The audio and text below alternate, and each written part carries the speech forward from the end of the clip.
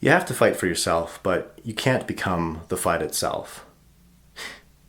Now, two really good thought experiments about finding the authentic self, like who you actually are, is one to think about.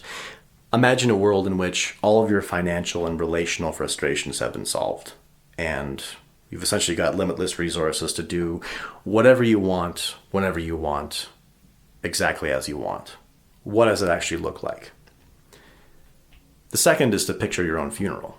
And I know for me, it's existentially terrifying to go to a funeral and only hear about somebody described as their function, as their work, as their job, and not a lot beyond that.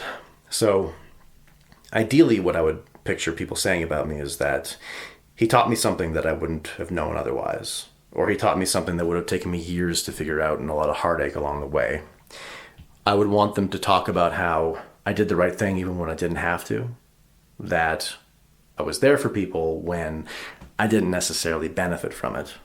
I had patience. I had patience in arguments. I had patience in conflict, where I would take the high road, where I'd be patient with people, where I'd give more than I got, to take the risk to reach people.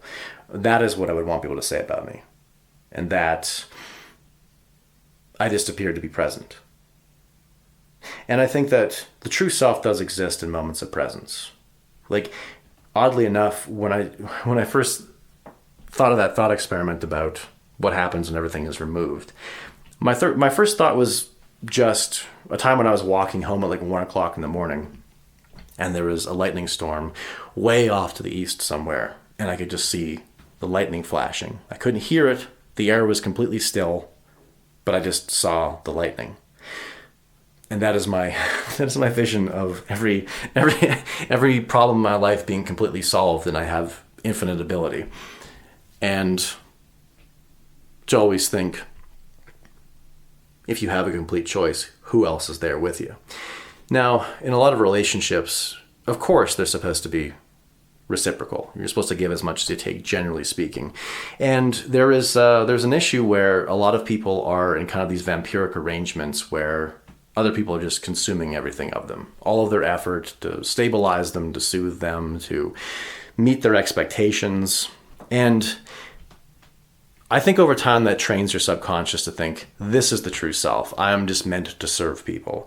And the part of me that wants to be paid attention to and to be considered and looked after myself tends to wither away. I tend to forget about it. And that is a tragic loss to a self. It's also that obviously myself and a lot of people like me are not going to be satisfied with just the phrase, "it is what it is." That is a horrible phrase. And there is something to be gracious and grateful of what's already happening, what's already around you, all the positives. Perfect. But the world doesn't move forward. The world doesn't heal. The world doesn't become less suffering because people just say, it is what it is. There's always improvements to be made. There's always progress to be made. And the issue comes when you lose yourself in that progress, when you become merely an instrument of the advancement of a political cause or a relational cause or whatever it is. And it clouds your judgment because you can't be patient. You always have to be Napoleon invading Russia in winter. You can't wait until the summer to do it. And you tend to covet your position a lot more. I think that a lot of political movements will fail because somebody's like too old, or they've become incompetent, or there's clearly better people around them that can do the job better. And instead of taking a back seat and just providing their wisdom, they have to be in charge of it, even with their failing faculties. And integrated people don't do that. They understand that, you see, if you have a cause that is outside of yourself, then you can be objective about how well you're actually serving the cause. The cause is not a thing that you vampirically consume in order to stabilize you. That is very, very important. That is why you have to establish the real self, who you actually are, what you're actually living for. And now for me, I think the real self that all of this work actually serves is, I'll just say, it's love and presence. That's all that it is. You try to picture, like, in the quiet moments, where are you? What are you doing? Who are you with? And what are the quiet moments themselves? I mean, I would think about when I worked, like, warehouses and like loading trucks and just crap all throughout the winter, having to go to all these far-flung regions of the city to just, do the worst thing possible. I remember the thing that I would always picture was, there's this weird thing about Calgary where there's so many copy-paste neighborhoods. It's actually kind of comforting in how generic it is, but every neighborhood has like a soccer field somewhere. And there's like this perfect time when the snow has thawed and when there's enough sunlight that the grass hasn't grown yet, but is completely dry. And what would get me through all this crappy work was just thinking about lying on a generic field in the spring and listening to Abbey Road. That was the album that I thought about at the time. But it was never that the grass was green. It was always that it was kind of like yellow but dry. And it was just the beginning of spring. Like the first time that the sun actually feels good and the first time that there's even warm wind.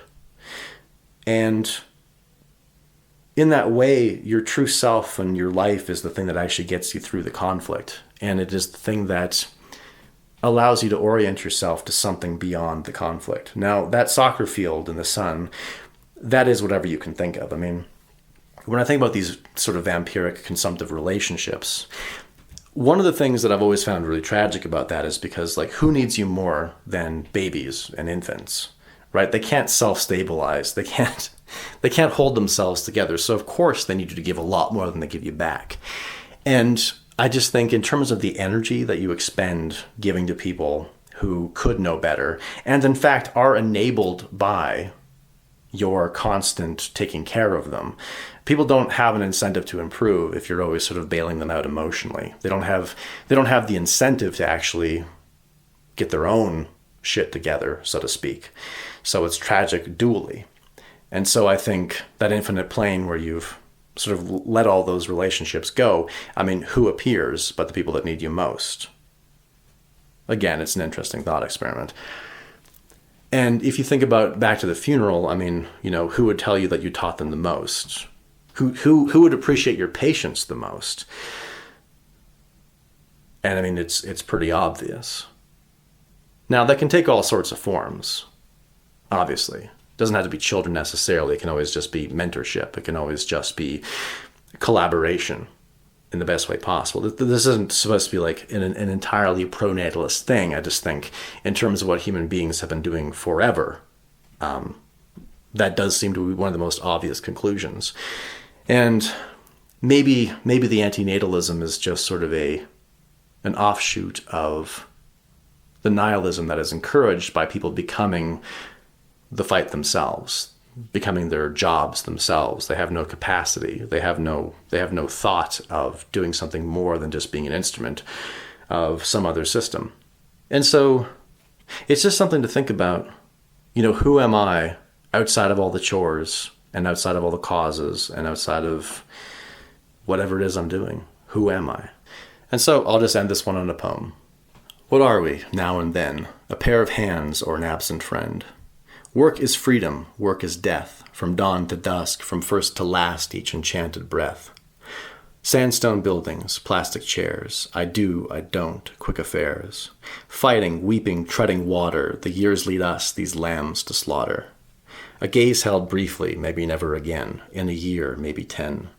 You are never alone, between the cool grass and the stars, and the sound of the rain cut by cars. Her lullaby lilting in rooms dark but for silver light, in kitchens and in streets, in moments forgotten, in the snow-filled air of blinding white. Time and wind, the thieves of story, see what stands in all its glory.